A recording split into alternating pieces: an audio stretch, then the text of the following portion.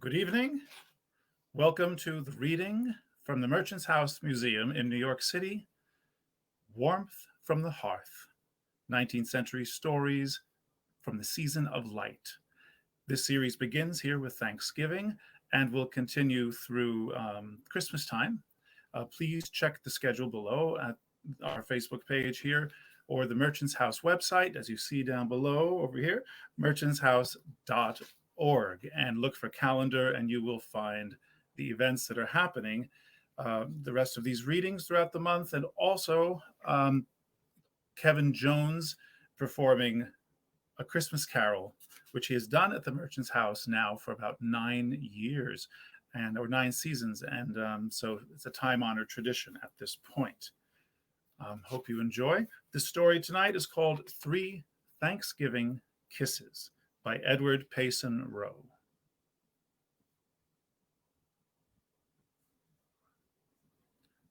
Just going to check my background a little bit. Hopefully that's a little better. Yes, okay. Three Thanksgiving Kisses. My name is Dale Vandersand. I am a volunteer here at the Merchant's House, and I hope you enjoy. It was the day before Thanksgiving. The brief cloudy November afternoon was fast merging into early twilight. The trees, now gaunt and bare, creaked and groaned in the passing gale, clashing their icy branches together with sounds sadly unlike the slumberous rustle of their foliage in June. And that same foliage was now flying before the wind, swept hither and thither like exiles driven by disaster from the moorings of home, at times finding a brief abiding place, and then carried forward to parts unknown by circumstances beyond control. The street leading into the village was almost deserted, and the few who came and went hastened on with fluttering garments, head bent down, and a shivering sense of discomfort. The fields were bare and brown, and the landscape on the uplands rising in the distance would have been utterly somber had not green fields of grain, like childlike faith in wintry age, relieved the gloomy outlook and prophesied of the sunshine and golden harvest of a new year and life. But bleak November found no admittance in Mrs. Alford's cozy parlor. Though, as usual, it was kept as the room for state occasions, it was not a stately room. It was furnished with elegance, good taste. But what was better? The genial home atmosphere from the rest of the house had invaded it, and one did not feel on entering it from the free and easy sitting room as if passing from a sunny climate to the icebergs of the pole. Therefore, I am sure my reader will follow me gladly out of the biting, bolsterous wind into the home-like apartment, and as we stand in fancy before the glowing grate, we will make the acquaintance of the May-Day creature who is its sole occupant.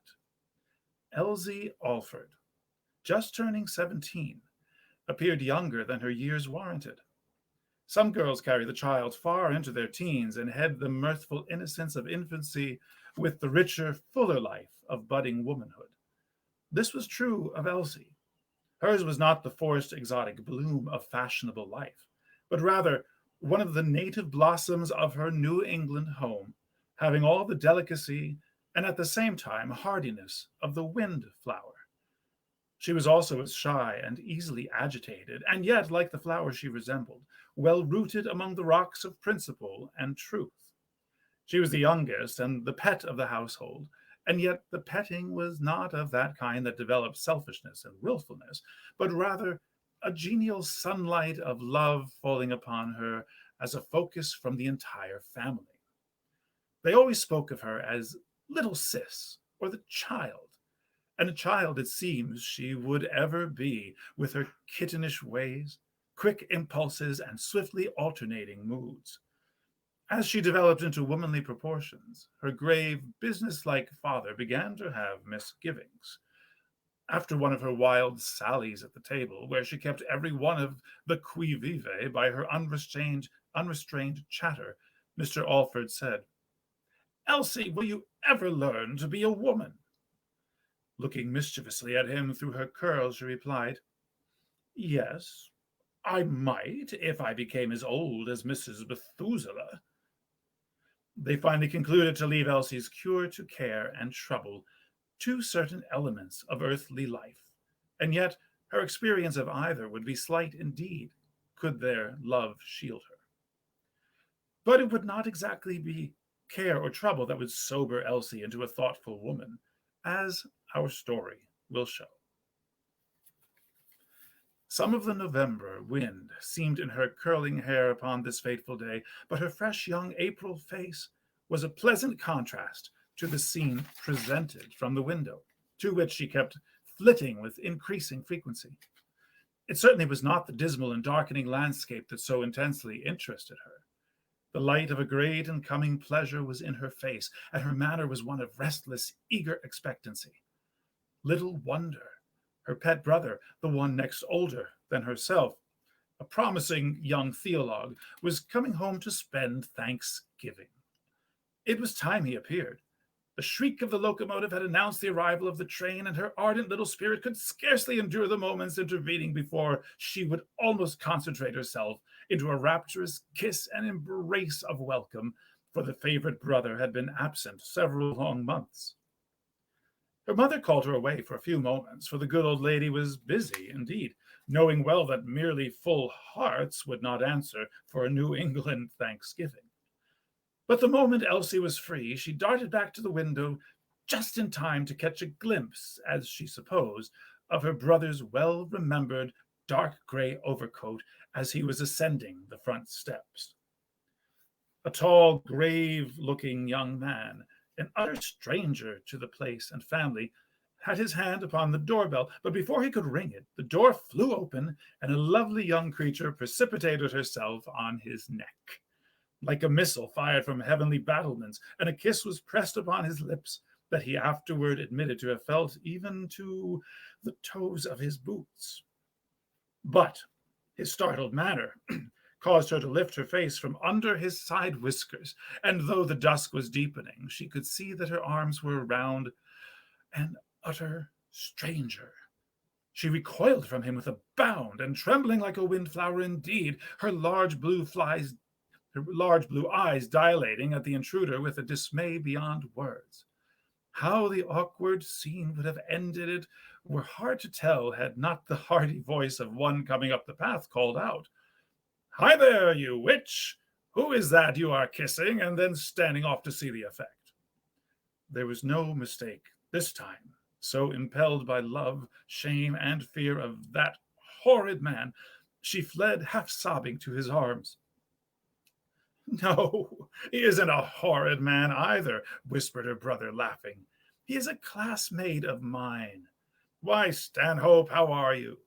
I did not know that you and my sister were so well acquainted," he added, half banteringly and half curiously, for as yet he did not fully understand the scene. The hall lamp shining through the open door had revealed the features of the young man, whom we must now call Mr. Stanhope, so that his classmate had recognized him. His first impulse had been to slip away in the darkness and so escape from his awkward predicament, but George Alford's prompt address prevented this and brought him to bay. He was painfully embarrassed, but managed to stammer, "I was taken for you, I think. Never had the honor of meeting your sister." "Oh, I see now. My wild little sister kissed before she looked. Well, that was your good fortune. I could keep 2 Thanksgiving days on the strength of such a kiss as that," cried the light-hearted student, shaking the diffident, shrinking Mr. Stanhope warmly by the hand. "You will hardly need a formal introduction now. But bless me, where is she? Has the November wind blown her away? I think your sister, the lady, passed around to the side entrance. I fear I have annoyed her sadly." "Nonsense, a good joke, something to tease the little witch about. But come in, I'm forgetting the sacred rites." And before the bewildered Mr. Stanhope could help himself, he was half dragged into the lighted hall and the door shut between him and escape. In the meantime, Elsie, like a whirlwind, had burst into the kitchen where Mrs. Alford was superintending some savory dishes. Oh, mother, George has come and has a horrid man with him who nearly devoured me. And with this rather feminine mode of stating the case, she darted into the dusky, fire-lighted parlor from whence, unseen, she could reconnoiter the hall. Mr. Stanhope was just saying, "Please let me go. I have stood between you and your welcome long enough. I shall only be an intruder, and besides, as an utter stranger, I have no right to stay." To all of which Elsie devoutly whispered to herself, "Amen." But Mrs. Alford now appeared, and after a warm, motherly greeting to her son, turned in genial courtesy to welcome his friend, as she supposed. George was so happy that he wished everyone else to be the same. The comical episode attending Mr. Stanhope's unexpected appearance just hit his frolicsome mood and promised to be a source of endless merriment if he could only keep his classmate over the coming holiday. Moreover, he long had wished to become better acquainted with this young man, whose manner at the seminary had deeply interested him. So he said, "Mother, this is Mr. Stanhope, a classmate of mine. I wish you would help me persuade him to stay." "Oh, I suppose you expected to stay with us, of course," Mrs. Alford said heartily. Mr. Stanhope looked ready to sink through the floor, his face crimson with vexation. "I do assure you, madam," he urged, "it is all a mistake. I am not an invited guest. I was merely calling on a little matter of business when—" and there he stopped. George exploded into a hearty, uncontrollable laugh, while Elsie, in the darkness, shook her little fist at the stranger, who hastened to add, "Please let me bid you good evening. I have not the slightest claim on your hospitality." "Where are you staying?" asked Mrs. Alford, a little mystified. "We would like you to spend at least part of the time with us." "I do not expect to be here very long. I have a room at the hotel." "Now look here, Stanhope," cried George, barring all egress by planting his back against the door. "Do you take me, a half-fledged theologue, for a heathen? Do you suppose that I could be such a churl as to let a classmate stay at our dingy, forlorn little tavern and eat hash on Thanksgiving Day? I could never look you in the face at recitation again. Have some consideration for my peace of mind, and I am sure you will find our home quite as endurable as anything Mr. Stark's can provide."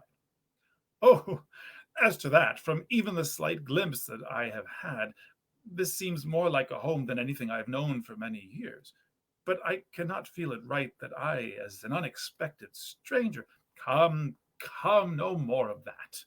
You know what is written about entertaining strangers, so that is your strongest claim.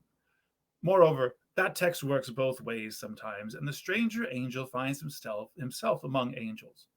My old mother here, if she does weigh well on toward 200, is more like one than anything I have yet seen, and Elsie, if not an angel, is at least part witch and part fairy. But you need not fear ghostly entertainment from mother's larder, as you are a Christian and not a pagan.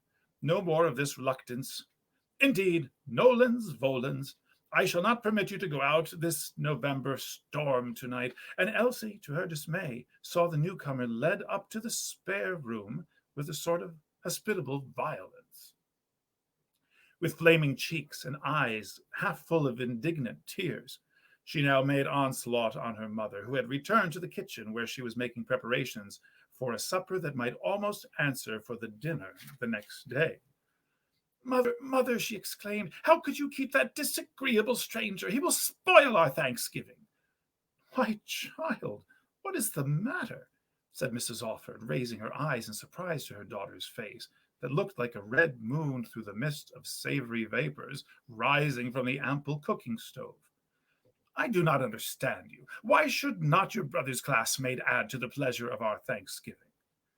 "Well, perhaps if we had expected him, if he had come some other way, and we knew more about him." "Bless you, child, what a formalist you have become. You stand on a fine point of etiquette, as if it were the broad foundation of hospitality, while only last week you wanted a ragged tramp who had every appearance of being a thief to stay all night. Your brother thinks it a special providence that his friend should have turned up so unexpectedly." "Oh, dear," sighed Elsie. "If that is what the doctrine of special providence means, I shall need a new confession of faith." Then, a sudden thought occurring to her, she vanished while her mother smiled, saying, "What a queer child she is, to be sure." A moment later, Elsie gave a sharp knock at the spare room door, and in a second was in the further end of the dark hall. George put his head out. "Come here," he whispered. "Are you sure it's you?" she added, holding him off at arm's length. His response was such a tempest of kisses and embraces that in her nervous state she was quite panic-stricken. "George," she gasped, "have mercy on me." "I only wished to show you how he felt so you would have some sympathy for him." "If you don't stop," said the almost desperate girl, "I will shut myself up and not appear till he is gone. I will anyway if you don't make me solemn promise." "Leave out the solemn." "No, I won't. Upon your word and honor, promise never to tell what has happened. My mistake, I mean." "Oh, Elsie, it's too good to keep," laughed George. "Now, George, if you tell," sobbed Elsie, "you'll spoil my holiday, your visit, and everything." "If you feel that way, you foolish child, of course I won't tell. Indeed, I suppose I should not, for Stanhope seems half frightened out of his wits also." "Serves him right, though I doubt whether he has many to lose," said Elsie, spitefully. "Well, I will do my best to keep in," said George, soothingly, and stroking her curls. "But you will let it all out, you see. The idea of your keeping anything with your April face." Elsie acted upon the hint and went to her room in order to remove all traces of agitation before the supper bell should summon her to meet the dreaded stranger. In the meantime, Mr. Alford and James, the second son, had come up from the village where they had a thriving business. They greeted George's friends so cordially that it went some way toward putting the diffident youth at his ease. But he dreaded meeting Elsie again quite as much as she dreaded meeting him. "Who is this Mr. Stanhope?" his parents asked, as they drew George aside for a little private talk after his long absence. "Well, he is a classmate with whom I have long wished to get better acquainted, but he's so shy and retiring that I have made little progress. He came from another seminary and entered our class in this, the middle year. No one seems to know much about him, and indeed he has shunned all the intimacies and devotes himself wholly to his books. The recitation room is the one place where he appears well, for there he speaks out as if forgetting himself, or rather losing himself in some truth under contemplation. Sometimes he will ask a question that wakes up both class and professor, but at other times it seems difficult to pierce the shell of his reserve or diffidence. And yet, from little things I have seen, I know that he has a good warm heart, and the working of his mind in the recitation room fascinates me. Further than this, I know little about him, but have just learned from his explanation as to his unexpected appearance at our door that he is very poor and purposed to spend his holiday vacation as agent for a new magazine that is offering liberal premiums. I think his poverty is one of the reasons why he has so shrunk from the companionship with the other students. He thinks he ought to go out and continue his efforts tonight." "This stormy night!" ejaculated kind Miss Alford. "It would be barbarous." "Certainly it would, mother. We must not let him. But you must all be considerate, for he seems excessively diffident and sensitive. And besides, but no matter. No fear but that we will soon make him at home. And it's a pleasure to entertain people who are not surfeited with attention." "I don't understand Elsie, however, for she seems to have formed a violent prejudice against him. From the nature of her announcement of his presence, I gather that he was a rather forward young man." There was a twinkle in George's eye, but he merely said, "Elsie is full of moods and tenses, but her kind little heart is always the same, and that will bring her around all right." They were soon after marshaled to the supper room. Elsie slipped in among the others, but was so stately and demure, and with her curls brushed down so straight, that you would scarcely have known her. Her father caught his pet around the waist and was about to introduce her when George hastened to say with the solemnity of an undertaker that Elsie and Mr. Stanhope had met before. Elsie repented the promise she had wrung from her brother, for any amount of badinage would be better than this depressing formality. She took her seat, not daring to look at the obnoxious guest, and the family noticed with surprise that they had never seen the little maiden so quenched and abashed before. But George good-naturedly tried to make the conversation general, so as to give them time to recover themselves. Elsie soon ventured to steal shy looks at Mr. Stanhope, and with her usual quickness discovered that he was more in terror of her than she of him, and she exulted in the fact. I'll punish him well if I get a chance, she thought with a certain phase of the feminine sense of justice. But the sadness of his face quite disarmed her when her mother, in a well-meant kindness, asked, "Where is your home located, Mr. Stanhope?" In the seminary, he answered in a rather low tone. "You don't mean to say that you have no better one than a forlorn cell in a dogma hall?" exclaimed George earnestly. Mr. Stanhope crimsoned and then grew pale, but tried to say lightly, "An orphan of my size and years is not a very moving object of sympathy, but one might well find it difficult not to break the 10th commandment while seeing how you are surrounded." Elsie was vexed at her disposition to relent toward him. She so hardened her face, however, that James rallied her. "Why, Puss, what is the matter? Yours is the most unpromising Thanksgiving phiz I have seen today. Count your marcies." Elsie blushed so violently, and Mr. Stanhope looked so distressed that James finished his supper in puzzled silence, thinking, however, what has come over the little witch? For a wonder, she seems to have met a man that she is afraid of. But the joke is, he seems even more afraid of her. In the social parlor, some of the stiffness wore off, but Elsie and Mr. Stanhope kept on opposite sides of the room and had very little to say to each other. Motherly Mrs. Alford drew the young man out sufficiently, however, to become deeply interested in him. By the next morning, time for thought had led him to feel that he must trespass on their hospitality no longer. Moreover, he plainly recognized that his presence was an oppression and restraint upon Elsie, and he was very sorry that he had stayed at all. But when he made known his purpose, the family would not listen to it. "I should feel dreadfully hurt if you left us now," said Mrs. Alford, so decidedly that he was in a dilemma, and stole a timid look toward Elsie, who at once guessed his motive in going away. Her kind heart got the better of her, and her face relented in a sudden reassuring smile. Then she turned hastily away. Only George saw and understood the little side scene, and the reason Mr. Stanhope was induced to remain. Then Elsie, in her quickly varying moods, was vexed at herself and became more cold and distant than ever.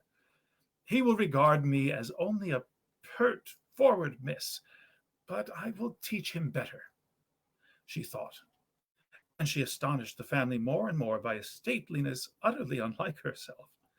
Mr. Stanhope sincerely regretted that he had not broken away, in spite of the others, but in order not to seem vacillating, he resolved to stay till the following morning, even though he departed burdened with the thought that he had spoiled the day for one of the family. Things had now gone so far that leaving might only lead to explanations and more general annoyances, for George had intimated that this little mistake of the previous evening should remain a secret. And yet he sincerely wished she would relent toward him, for she could not make her sweet little face repellent. The kiss she had given him still seemed to tingle in his very soul, while her last smile was like a ray of warmest sunshine. But her face, never designed to be severe, was averted. After having heard the affairs of the nation discussed in a sound scriptural manner, they all sat down to a dinner such as had never blessed poor Mr. Stanhope's vision before. A married son and daughter returned after church, and a half a dozen grandchildren enlivened the gathering.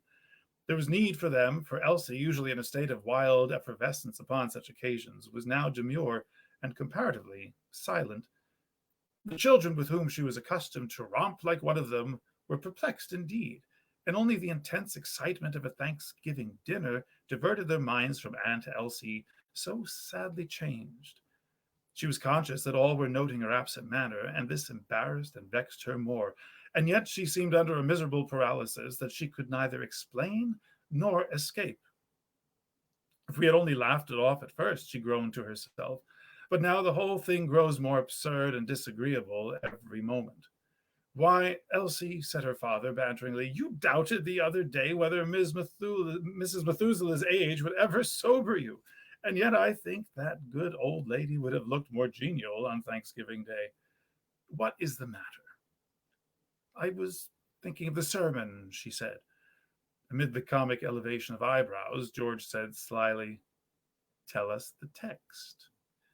Overwhelmed with confusion, she darted a reproachful glance at him and muttered, "I did not say anything about the text." "Well, tell us about the sermon, then," laughed James. "No," said Elsie sharply. "I'll quote you a text, eat, drink, and be merry, and let me alone." They saw that for some reason she could not bear teasing, and that such badinage troubled Mr. Stanhope also. George came gallantly to the rescue, and the dinner party grew so merry that Elsie thawed perceptibly, and Stanhope was beguiled into several witty speeches. At each one, Elsie opened her eyes in wider and growing appreciation. At last, when they rose from their coffee, she come to the surprising conclusion, "Why, he is not stupid and bad-looking after all." George was bent on breaking the ice between them, and so proposed that the younger members of the family party should go up a swollen stream and see the fall. But Elsie flanked herself with a sister-in-law on one side and a niece on the other, while Stanhope was so diffident that nothing but downright encouragement would bring him to her side. So George was almost in despair. Elsie's eyes had been conveying favorable impressions to her reluctant mind throughout the walk. She sincerely regretted that such an absurd barrier had grown up between her and Stanhope, but could not for the life of her, especially before others, do anything to break the awkward spell. At last they were on their return and were all grouped together on a little bluff, watching the water pour foamingly through a narrow gorge. "Oh, see," cried Elsie, suddenly pointing to the opposite bank, "what beautiful moss that is over there. It's just the kind I've been wanting. Oh dear, there isn't a bridge within half a mile." Stanhope glanced around a moment and then said gallantly, "I will get you the moss, Miss Alford." They saw that in some inconceivable way he intended crossing where they stood. The gorge was much too wide for the most vigorous leap, so Elsie exclaimed eagerly, "Oh, please don't take any risk. What is a little moss?" "I say, Stanhope," remonstrated George seriously, "it would be no laughing matter if you should fall in there." But Stanhope only smiled, threw off his overcoat, and buttoned his undercoat closely around him. George groaned to himself, "This will be worse than the kissing scrape," and was about to lay a restraining grasp upon his friend, but he slipped away and lightly went up hand over hand a tall, slender sapling on the edge of the bank, the whole party gathering round in breathless expectation. Having reached its slender swaying top, he threw himself out on the land side. The tree bent at once to the ground with his weight, but without snapping, showing that it was tough and fibrous. Holding firmly to the top, he gave a strong spring, which, with the spring of the bent sapling, sent him well over the gorge on the firm ground beyond. There was a round of applause from the little group he had just left, in which Elsie joined heartily. Her eyes were glowing with admiration, for when was not the power and daring captivating to a woman? Then, in sudden alarm and forgetfulness of her former coolness, she exclaimed, "But how will you get back?"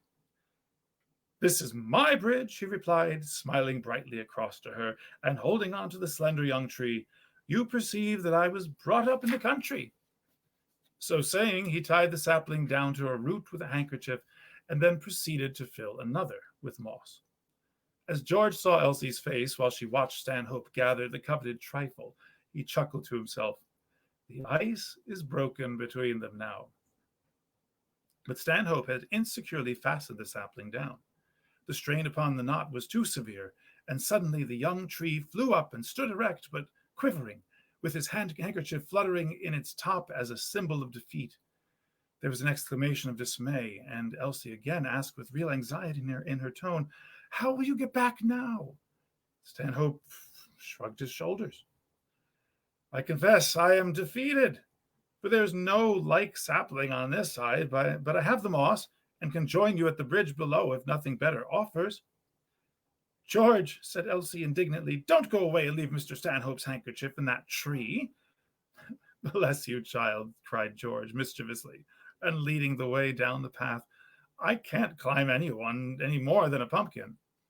You will have to go back with him after it, or let it wave as a memento of his gallantry on your behalf." If I can only manage to throw them together without any embarrassing third parties present, the ridiculous restraint they are under will soon vanish, he thought, and so he hastened his steps. The rest trooped after him, while Stanhope made his way with difficulty on the opposite bank, where there was no path. His progress, therefore, was slow, and Elsie saw that if she did not linger, he would be left behind. Common politeness forbade this, and so she soon found herself alone, carrying his overcoat on one bank, and he keeping pace with her on the other. She comforted herself at first with the thought that with the brawling, deafening stream between them, there would be no chance for embarrassing conversation. But soon her sympathies became aroused as she saw him toilsomely making his way over the rocks and through the tangled thickets. And as she could not speak to him, she smiled her encouragement so often that she felt it would be impossible to go back to her old reserve. Stanhope now came to a little opening in the brush. The cleared ground sloped evenly down to the stream, and its current was divided by a large rock. He hailed the opportunity here offered with delight, for he was very anxious to speak to her before they should join the others. So he startled Elsie by walking out into the clearing, away from the stream. "Well, I declare, that's cool, to go and leave me alone without a word," she thought. But she was almost terror-stricken to see him turn and dart to the torrent like an arrow. With a long flying leap, he landed on the rock in the midst of the stream, and then, without a second's hesitation, with the impetus already acquired, sprang for the solid ground where he stood, struck it, wavered, and would have fallen backward into the water had not she, quick as thought, stepped forward and given him her hand. "You have saved me from a ducking, if not worse," he said, giving the little rescuing hand a warm pressure. "Oh," exclaimed she, panting, "please don't do any more dreadful things. I shall be careful how I make any wishes in your hearing again." "I'm sorry to hear you say that," he replied, and then there was an awkward silence. Elsie could think of nothing better than to refer to the handkerchief they had left behind. "Will you wait for me till I run and get it?" he asked. "I will go back with you if you will permit me," she said timidly. "Indeed, I could not ask so much of you as that." "And yet you could come about the same as risk your neck to gratify a whim of mine," she said more gratefully than she intended. "Please do not think," he replied earnestly, "that I have been practicing cheap heroics. As I said, I was a country boy, and in my early home thought nothing of doing such things. But even the brief reference to that vanished home caused him to sigh deeply, and Elsie gave him a wistful look of sympathy. For a few moments they walked on in silence. Then Mr. Stanhope turned and with some hesitation said, "Miss Alford, I did very wrong to stay after last evening. But my better judgment was borne down by invitations so cordial that I hardly knew how to resist them. At the same time, I now realize that I should have done so. Indeed, I would go away at once. Would not such a course only make matters worse? And yet, after receiving so much kindness from your family, more than has blessed me for many, many long years since my dear mother died, I've been quite alone in the world. I feel I cannot go away without some assurance of proof that you will forgive me for being such a killjoy in your holiday." Elsie's vexation with herself now knew no bounds. She stopped in the path, determining that she would clear up matters, cost what it might. "Mr. Stanhope," she said, "will you grant a request that will contain such assurance, or rather, will show you that I am heartily ashamed of my foolish course? Will you not spend next Thanksgiving with us, and give me a chance to retrieve myself from first to last?" His face brightened wonderfully as he replied, "I will only be too glad to do so if you truly wish it." "I do wish it," she said earnestly. "What must you think of me?" His eyes then expressed much admiration, but hers were fixed on the ground and half filled with tears of vexation. Then, with a pretty humility that was exquisite in its simplicity and alertness and in artlessness, she added, "You have noticed at home that they call me child, and indeed I am little more than one. and now see that I have behaved very, very silly and naughty, a naughty one toward you.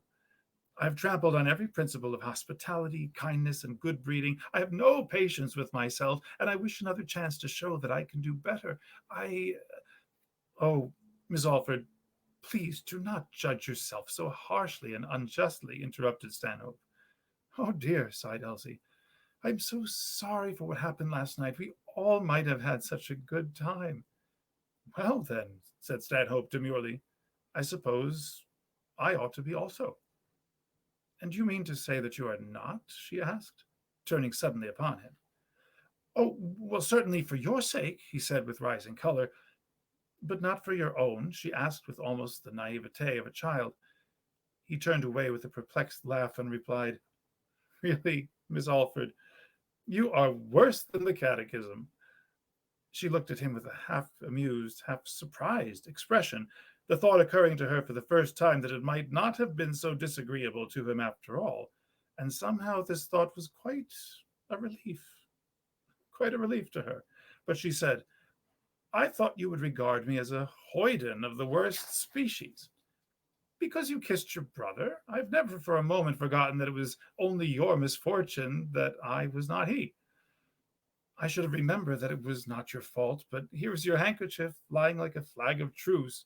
So let bygones be bygones. My terms are that you come again another year and give me a chance to entertain my brother's friend as a sister ought. I'm only too glad to submit to them, he eagerly replied, and then added, so ardently as to deepen the roses already in her cheeks, If if such are your punishments, Miss Alford, how delicious must be your favors. By common consent, the subject was dropped, and with tongues released from awkward restraint, they chatted freely together till in the early twilight they reached her home. The moment they entered, George exultingly saw that the skies were serene. But Elsie would never be the frolicsome child of the past again, as she surprised the family at dinner. So now at supper they could scarcely believe that the elegant, graceful young lady was the witch of yesterday. She had resolved with all her soul to try to win some place in Mr. Stanhope's respect before he departed, and never did a little maiden succeed better. In the evening they had music, and Mr. Stanhope pleased them all with his fine tenor, while Elsie delighted him with her clear bird-like voice. So the hours fled away. You think better of the horrid man, little sis, said George, as he kissed her good night. I was the horrid one, said Elsie penitently. I can never forgive myself my absurd conduct, but he has promised to come again next Thanksgiving and give me a chance to do better. So don't you fail to bring him. George gave a long, low whistle and then said, Oh, seems to me you are coming on for an innocent. Are we to get mixed up again in the twilight? Nonsense, said Elsie with a peony face as she slammed the door upon him. The next morning, the young man took his leave, and Elsie's last words were, Mr. Stanhope, remember your promise. And he did remember more than that, for this brief visit had enshrined a sweet, girlish face within his heart of hearts, and he no longer felt lonely and orphaned. He and George became the closest friends, and messages from the New England home came to him with increasing frequency, which he returned with prodigal interest. It also transpired that he occasionally wrote for the papers, and Elsie insisted that these should be sent to her, while he, of course, wrote much better with the certainty that she would be his critic. Thus, though separated, they daily became better acquainted, and during the year George found it not very difficult to induce his friend to make several visits. But it was with joy that seemed almost too rich for earthly experience that he found himself walking up the village street with George the ensuing Thanksgiving Eve. Elsie was at the door, and he pretended to be disconsolate that his reception was not the same as on the previous year. Indeed, she had to endure not a little chaffing, for her mistake was a family joke now. It was a peerless Thanksgiving Eve and day, one of the sun-lighted heights of human happiness. After dinner, they all again took a walk up the brawling stream, and Stanhope and Elsie became separated from the rest, though not so innocently as on the former occasion. See, cried Elsie, pointing to the well-remembering sapling which she had often visited, There fluttered our flag of truce last year. Stanhope seized her hand and said eagerly, "And here again I break the truce and renew the theme we dropped at this place. Oh, Elsie, I have felt that kiss in the depths of my heart every hour since, and in that it led to my knowing and loving you. It has made every day from that time one of thanksgiving. If you could return my love as I have dared to hope, it would be a happiness beyond words. If I could venture to take one more kiss as a token that it is returned, I could keep thanksgiving forever." Her hand trembled in his, but was not withdrawn. Her blushing face was turned away toward the brawling stream, but she saw not its foam, she heard not its hoarse murmurs. A sweeter music was in her ears.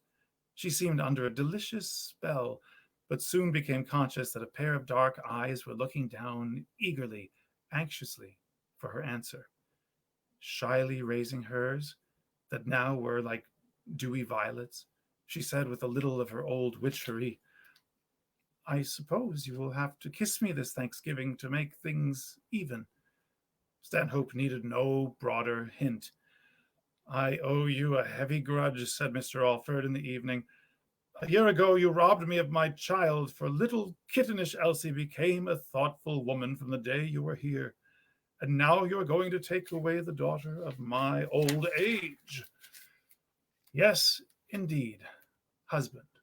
Now you know how my father felt," said Mrs. Alford, at the same time wiping something from the corner of her eye. "Bless me, are you here?" said the old gentleman, wheeling round to his wife. "Mr. Stanhope, I have nothing more to say." "I declare," exulted George, "that horrid man will devour Elsie yet." "Ha, ha, ha!" laughed big-voiced, big-hearted James. "The idea of our little witch of an Elsie being a minister's wife!" It is again Thanksgiving Eve. The trees are gaunt, the fields bare and brown, with dead leaves whirling across them. But a sweeter than June sunshine seems filling the cozy parlor where Elsie, a radiant bride, is receiving her husband's first kiss almost on the moment that she, with her lips, so unexpectedly kindled the sacred fire 3 years before. The end. Once again, happy Thanksgiving. Welcome to the Merchant's House. The Merchant's House is open for visitation by reservation. Please check out the website, merchantshouse.org, and do consider the other calendar events that are happening. merchantshouse.org/calendar. You will find the events, the other readings in this series throughout December, and then also A Christmas Carol with Kevin Jones, again in his 9th season, presenting this at the Merchant's House. These virtual offerings this year will be enjoyed from the comfort of your home. But do check out all the offerings we have, and also New Year's Day coming up, which is a tradition that we own here at the Merchant's House. We will also have a virtual tour of the house, and you will meet the Treadwells themselves. So please tune in next time. December 4th, I believe, is the next story. Check out the list. And I wish you again happy Thanksgiving and a wonderful season of light. Good night.